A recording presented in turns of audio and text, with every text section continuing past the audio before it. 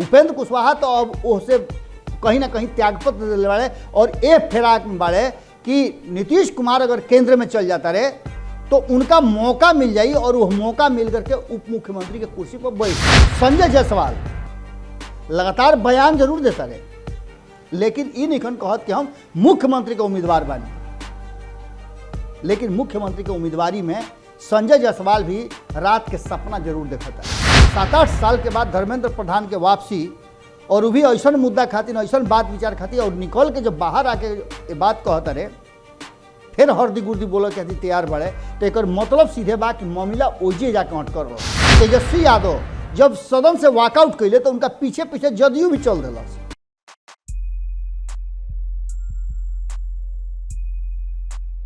पानी पर पानी लिखे के नादानी करेले, पानी पर पानी लिखे के नादानी करेले, रहनुमा जेकरे के बनौनी बेईमानी करेले। गोड़ लागत नहीं हेरा से अभिनंदन बरुआ लोग के खूटा ठोक। अक्सर हुआ देखले हो कब कि बिहार में जब राजनीतिक चर्चा होला तो ओकर केंद्र में खोजल जाला कि आखिर के बा, और कहीं ना कहीं भारतीय जनता पार्टी वो केंद्र में तो नहीं खे, ये बात पक्का हो जाता। बाकी कुछ एने जो 2020 के चुनाव परिणाम आई ओकरा बाद से भारतीय जनता पार्टी अपना के पूरी तरह से कोशिश में लागल बा कि वो यह दोनों धारा के बीच में आपन स्थान सुरक्षित कर ले। लेकिन एकरा साथ साथ नीतीश कुमार और तेजस्वी यादव के बीच में जे कुछ भी होके, चाहे वो नज़दीकी होके, दूरी होके, या फिर साथ आवे के प्रयास होके, इस सब से एक तरफ नीतीश कुमार भी इनकार करे लगले और दूसरा तरफ इन्हें तेजस्वी यादव भी साथे ना जाए के बात लगातार कहता है। बाकी दोनों के मन में ये बात बा, जौन की रुआ याद हुई कि गोपालगंज टू रायसीना हिल्स किताब जौन लिखले रहन लालू प्रसाद, वो किताब में भी ये बात के चर्चा रहे कि जब नीतीश कुमार महागठबंधन से अलग भई रहन, हालांकि यह बात के चर्चा बहुत भइल कि नीतीश कुमार वापसी कई चाहत रहन, लेकिन लालू प्रसाद वापस ना होके देले। हालांकि यह बात में कितना सच्चाई बा ये तो वह दू आदमी जानत हुई हैं, लेकिन एकरा में कहीं ना कहीं अगुआ के रूप में प्रशांत किशोर के नाम आवत रहे कि उनकर प्रयास रहे कि वो दोनों के फिर से एक कदेश, और प्रशांत किशोर एकरा से पूरी तरह से इनकार कैले। यहाँ तक ले प्रशांत किशोर घड़ी कहले रहने को ट्वीट करके कि अगर हम जौन बात कह दी, हालांकि मिले जुले के दूसर कारण रहे और अक्सर हमनी के मिलत जुलत रही जा, चूँकि सरकार में बहुत दिन तक साथे रही जा, हम भी चूँकि जदयू के राष्ट्रीय उपाध्यक्ष बना रही, एह चलते पार्टी के उपाध्यक्ष होके के नाते कई हाली मुलाकात भई, लेकिन चर्चा यह विषय पर ना भई। बाकी अगर चर्चा के विषय हम खोल दी तो लालू प्रसाद के बड़ी बेइज्जती हुई, बड़ी जगहसाई हुई। यानी कहे का मतलब है कि राजनीति में ये चर्चा बहुत ज़बरदस्त चल रहा। और इस पूरे चर्चा में एगो बात हमरा याद आता कि पंचनामा में रुआ जाके देख ले कि संपादक नमन मिश्रा जी ये बात कहले कि जे भी नीतीश कुमार के ये करीब जाला वो रीढ़ के हड्डी निकाल के जाला। एकर मतलब अब रउआ लोग से बेहतर के समझ सकेला, कारण कि लगातार बिहार और बिहार के राजनीति पर नीतीश कुमार के जौन एने लगातार 17 साल के शासन बा, ये सब पर रउआ लोग लगातार नज़र बनौले बानी। और रउआ के का वादा भइल, का पूरा भइल, ये रउआ लोग से बेहतर केहू न जान सकेला। हमनी के आंकड़ा के हिसाब से रउआ लोग से पूछी ले जा तो मालूम होला कि 7 निश्चय योजना पार्ट 1 आइल, पार्ट 2 आइल, लेकिन अभी भी ये नहीं है कि शून्य काम भइल बा, लेकिन काम भइल बा, लेकिन वो स्तर के नहीं खे और लोग संतुष्ट नहीं खे। खैर ये तो अलग बात बा, नीतीश कुमार के सत्ता चलावे के तरीका है। लेकिन नीतीश कुमार के कुर्सी पर अगर बात करी तो कहीं ना कहीं बहुत लोग के 4-5 गो लोग तो नज़र आवता कि जिनकर पूरा नज़र नीतीश कुमार के कुर्सी पर बा और समय समय पर अपना वो कुर्सी पर जाए खातिर तैयारी भी करता है। हालांकि नीतीश कुमार ये बात पूरी तरह से, पूरा मजबूती से ये बात कहे खातिर तैयार बढ़ल कि वो कुर्सी अभी वैकेंट होखे वाला नहीं है। जब तक नीतीश कुमार के दोसर कुर्सी ना मिल जाई तब तक ले नीतीश कुमार कुर्सी खाली ना करी हैं। और एकर प्रमाण बा 2020 के चुनाव, जब नीतीश कुमार पहले ही हरदी गुर्दी बोलवा दिले रहन भारतीय जनता पार्टी से कि चाहे परिणाम जौन होखे मुख्यमंत्री के कुर्सी पर तो हम ही बैठब। वो घड़ी के बात रुआ याद हुई कि बिहार के जो प्रभारी लोग रहे वो लोग से भूपेंद्र यादव होखस, नित्यानंद राय होखस, चाहे जे भी वो घड़ी रहे, सब लोग थाक हार गई रहे, लेकिन नीतीश कुमार समझौता न कैले रहन। देवेंद्र फडणवीस के भेजल गई रहे समझौता करे खातिर, और राजनाथ सिंह से बातचीत के बाद ये बात तय भई रहे कि हाँ नीतीश कुमार जो कहता है तब हमनी के राजी बानी जा। आ तब रुआ देखल हो कि सीट शेयरिंग के समझौता के घोषणा भई रहे। ओकरा ठीक पहले प्रेस कॉन्फ्रेंस कह के भारतीय जनता पार्टी के कहे के पड़ रहे। ये बात हम कई हाली बता चुकल बानी, और ये बात के तह में पूरा बिहार के राजनीति बा। वर्तमान जो परिस्थिति बा बदलल जौन बा, ओकरा में एक बार फिर से बिहार में नीतीश कुमार अपना हिसाब से सरकार चलावे खातिर फिर से शुरुआत कर दिले बाड़े। और एकरा में सबसे बड़ बात जानते नहीं का बा कि तेजस्वी यादव के फुसिला के आपन काम निकाल ले। तेजस्वी यादव राजनीति में कभी ये कहले रहन नीतीश कुमार कि अभी बहुत बच्चा बड़ो, बाबूजी से कुछ सीखो या फिर हमरा से बतियावे खातिर ऊब आई हैं। ये बात के लेकर के अब जोन स्थिति बा ओकरा में एक बात तो कहल जा सकेला कि तेजस्वी यादव के फुसिला के नीतीश कुमार भाजपा के छरपट छोड़ा दिले। ना तो धर्मेंद्र प्रधान के इतना दिन के बाद 2013, 14, 15 माने 7-8 साल के बाद धर्मेंद्र प्रधान के वापसी, और वो भी ऐसा मुद्दा खातिर, ऐसा बात विचार खातिर, और निकल के जब बाहर आके ये बात कहता रहे फिर हरदी गुर्दी बोले कहती तैयार बड़े, तो एक मतलब सीधे बा कि मामला ओजे जाके अटकर रहा। मुख्यमंत्री के दावेदारी में कई लोग अपन नाम आगे लेके आवता। अब तो कोई नया दावेदार भी आगे बढ़ा जिनका के लेकर के बिहार के राजनीति में रुआ देखले हो कब खूब चर्चा होता आरसीपी सिंह के। और हाल फिलहाल में आरसीपी सिंह जो चुप्पी सधले रहे हा, उस साफ तरीका से बात बतौले कि हम हनुमान ना हैं, हम रामचंद्र हैं।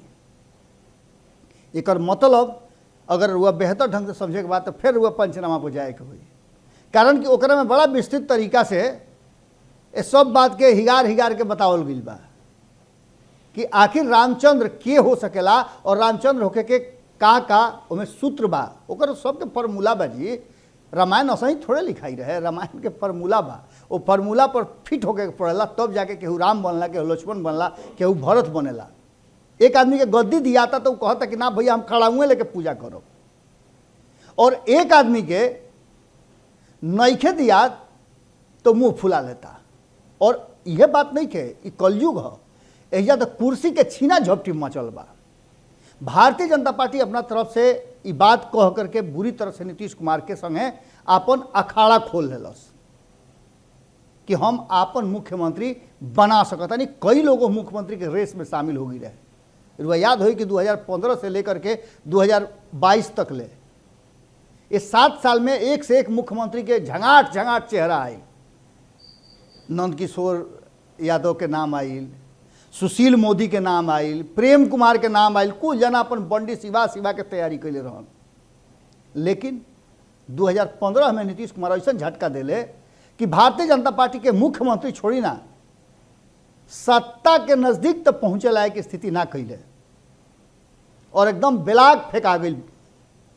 लेकिन वह नीतीश कुमार जब औकात बता दिले तो संगे ले आकर के फिर सरकार में शामिल करौले। ये बात भारतीय जनता पार्टी खूब बढ़िया से जानता। रुआ लोग के कोई हाली कह चुकल बानी कि मोर वाला हाल बा भारतीय जनता पार्टी के, पूरा देश भर में नाच के चल आई, लेकिन बिहार में आवते उ झमान हो जाला। और सही मोर के अपना गोड़ पर देखला पर इतना खूबसूरत होला मोर, लेकिन अपना गोड़ पर जब ओकर नजर पड़ला तो झमान हो जाला। भारतीय जनता पार्टी ये बात समझ गई रहा। और खास करके रुआ इस सुनतानी ओकरा बाद रुआ बिहार विधानसभा के कार्रवाई चली। लेकिन काल के कार्रवाई में रुआ देखले हो कब कि कौना तरीका से तेजस्वी यादव जब सदन से वॉकआउट कैले तो उनका पीछे पीछे जदयू भी चल दिलस। और बड़ा मजेदार बात बा कि भाजपा के नेता कहत रहन कि ना ना उ लोग रहे लोग, और जदयू के लोग कहता ये तो इत्तेफाक न हो कि कुल आदमी निकल गई जा। मतलब सोची कि कितना कंट्राडिक्शन बा सरकार में बैठे वाला साथी दल के आपस में कोई सामंजस्य नहीं है। विपक्ष नीतीश कुमार पर हमला करता तो भारतीय जनता पार्टी अपन पोछ अड़गा के भाग चलता, और जब भारतीय जनता पार्टी पर घेरा था चारों ओर से तो नीतीश कुमार अपन दल बल लेकर के पोछ अड़गा के भागता रहन। ये पूरा तरह से कहीं ना कहीं कुर्सी के खेला बा।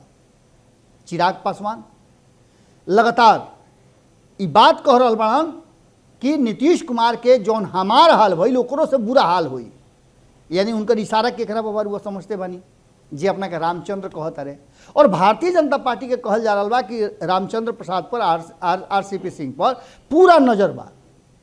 हालांकि आरसीपी सिंह जितना कंधा झुकौले बाड़े वो बात के देख करके वो अंदाजा लगा सकता नहीं कि आरसीपी सिंह में अब वो दम नहीं रह गई कि वो नीतीश कुमार के चैलेंज कर सकते। बहुत लोग आई, जैसे अभी शिवसेना वाला मामला चल रहा बा महाराष्ट्र में कि अब तक उदाहरण नहीं दिया जा रहा बा, और इतिहास ये बात के गवाह बा कि जे भी शिवसेना से बगावत कैल, यानी उद्धव ठाकरे बाल ठाकरे के परिवार से जे बगावत कैल, शिवसेना का मतलब बाल ठाकरे और उद्धव ठाकरे होला। जे बगावत कैल, यहाँ तक ले कि भाई भतीजा भी बगावत कैले तो उनको वो स्थान ना मिलल, ना महाराष्ट्र के जनता उनका के स्वीकार कैलस। वही तरीका से नीतीश कुमार से भी जे बगावत कैल वो हाशिए पर गई। नाम के फहरिस्त बहुत लंबा बा, लेकिन एकरा साथ साथ कई गो चेहरा ऐसा बाड़े। उपेंद्र कुशवाहा के बात हुआ करी ना, 2020 के चुनाव से पहले एक गठबंधन बना करके 3 गो गठबंधन 4 गो गठबंधन भई रहे, ओकरा में उपेंद्र कुशवाहा वो गठबंधन के मुख्यमंत्री उम्मीदवार रहन। आज नीतीश कुमार के झोरा ढोता रहन, काल तक ले अपन पार्टी बना करके, और नीतीश कुमार के चैलेंज दिले रहन। कहल जात रहे कि नीतीश कुमार के कोई चैलेंज दे सकेला तो उपेंद्र कुशवाहा दे सकेले, लेकिन ओकरा ठीक पहले तेजस्वी यादव के ढोला ढोले। अब जब देखले कि सब कुछ कैला के बाद उ नहीं के हो पाओ जौन सत्ता में रह के हुई, तो सत्ता के करीब कैले। हालांकि उनका के कहल जाला कि ऐसा नेता हवे जौन की बार बार अपन कुर्सी और पद के त्याग कैले बड़न, चाहे वो राज्यसभा के सदस्यता होके, चाहे वो मंत्री पद होके केंद्र में, सबके त्याग करके छोड़ करके लात मार करके वो आयल बड़न राजनीति में। यही चलते बार बार रूल उसे कहले कि अगर नेता के गिनती हुई तो नेता में और कट्टरता में कहीं ना कहीं उपेंद्र कुशवाहा के नाम जरूर आवेला, लेकिन नीतीश कुमार खातिर हमेशा स्थिति वो विकट कर देवेले। भारतीय जनता पार्टी के साथ जौना तरीका से संबंध चल रहा उपेंद्र कुशवाहा के, उससे साफ लागता कि उपेंद्र कुशवाहा नीतीश कुमार के हाथ से पगार छोड़ा ले बड़े।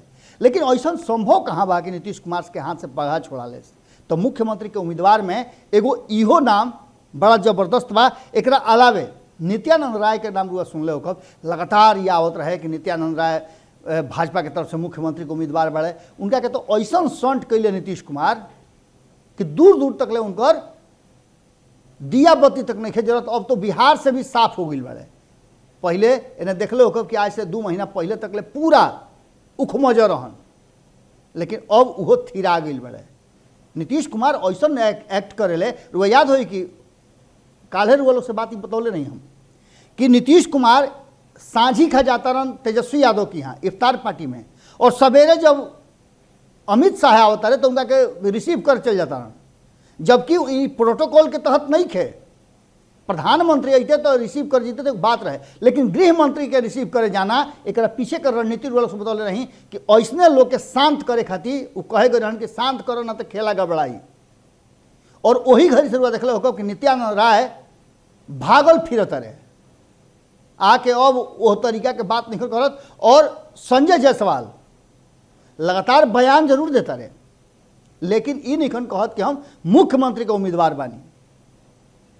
लेकिन मुख्यमंत्री के उम्मीदवारी में संजय जायसवाल भी रात के सपना जरूर देखता रहे। इन्हें सुशील मोदी एक खाली फिर से चर्चा में जबरदस्त बाड़े। बिहार के राजनीति पर लगातार उनकर बयान आ रहा बा, सोशल मीडिया पर वो लिख रहा बा, और खास करके अग्निपथ जो योजना बा वो योजना के लेकर के बड़ा अजीब तरह के असमंजस के स्थिति पैदा हो गई बा।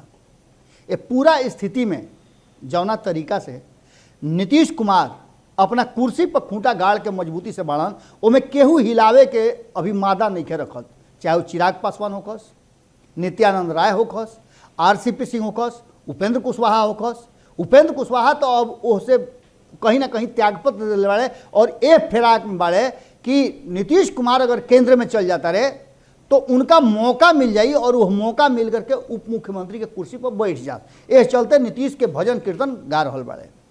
ये सब के अलावे एगो और नाम बा जौन की बार बार उनका के फुसिला के भारतीय जनता पार्टी के बैकफुट पर ले आवे खातिर नीतीश कुमार एगो नया रणनीति और हथकंडा अपनौले बाड़े। एकरा पहले रुआ देखले हो कब कि लालू प्रसाद के नाम ले लेके आप भारतीय जनता पार्टी के डरवावत रहन।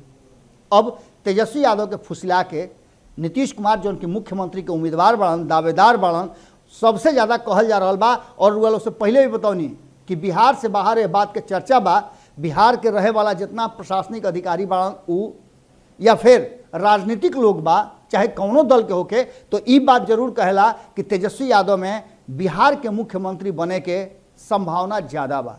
कारण कि उनकर जनाधार भी बा और बैकग्राउंड भी बा।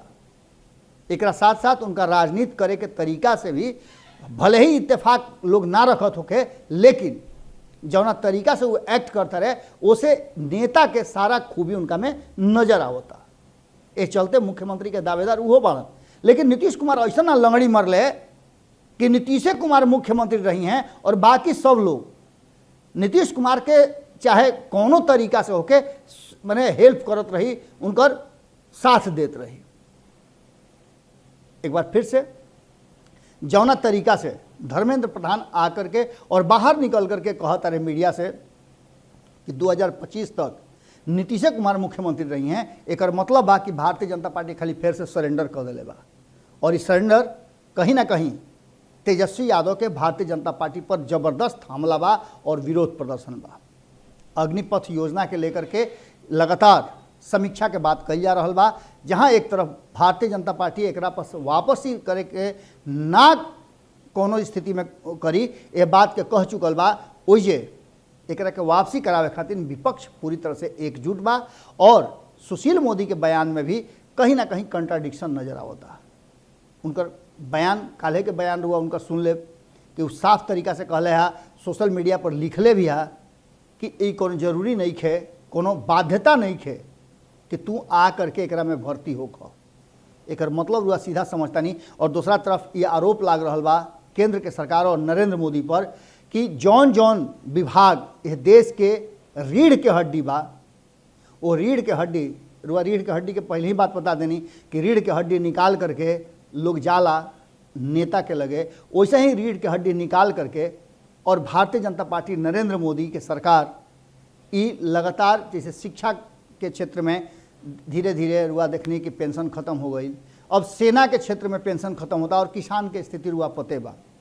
इस सब विषय पर नीतीश कुमार के कहीं ना कहीं श्रेष्ठता जरूर बा और भारतीय जनता पार्टी ओकरा के स्वीकार करे खातिर मजबूर बा। लेकिन इस सब में तेजस्वी यादव के भूमिका सबसे अहम बा, जिनका के फुसला के खाली फिर से नीतीश कुमार अपन गोटी सेट कर ले।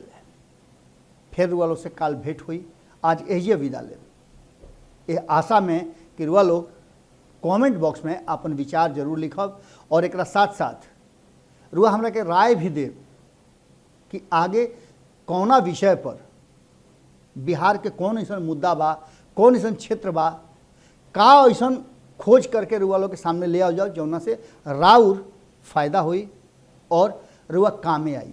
गोड़ लागत।